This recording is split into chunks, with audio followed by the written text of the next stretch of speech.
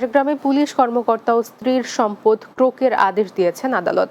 জ্ঞাত আয় বহির্ভূত সম্পদ অর্জনের অভিযোগে দুর্নীতি দমন কমিশনের আবেদনের প্রেক্ষিতে চট্টগ্রামের মহানগর দায়রা জজ জেবুন্নেসা এই আদেশ দেন। কামরুল হাসান বর্তমানে চট্টগ্রাম নগর পুলিশের অতিরিক্ত উপকমিশনার পদে রয়েছেন। দুদকের আইনজীবী কাজী সানোয়ার আহমেদ লাভলু জানান, পুলিশ কর্মকর্তা কামরুল হাসানের 9,73,22,000 টাকার এবং তার স্ত্রী সাইমা বেগমের 1,62,85,000 টাকার কোনো বৈধ উৎস মেলেনি।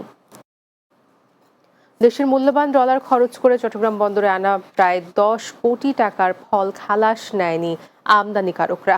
এতে একদিকে বিপাকে পড়েছে কর্তৃপক্ষ, অন্যদিকে ভোগান্তিতে আছেন শিপিং এজেন্ট। বাধ্য হয়ে এসব ফল নিলামে বিক্রির কার্যক্রম শুরু করেছে চট্টগ্রাম কাস্টমস হাউস কর্তৃপক্ষ।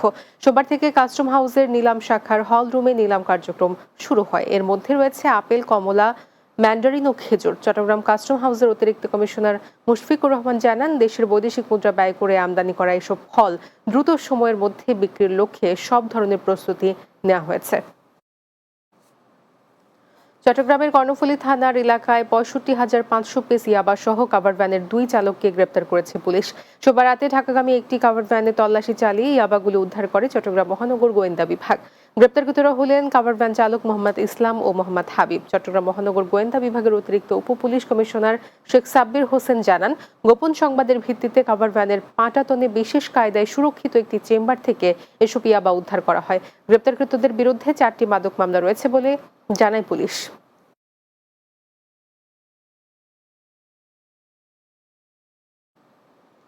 শেষ করব দিনের বাংলা, যাওয়ার আগে শিরোনামগুলো জানিয়ে দিচ্ছি আরো একবার।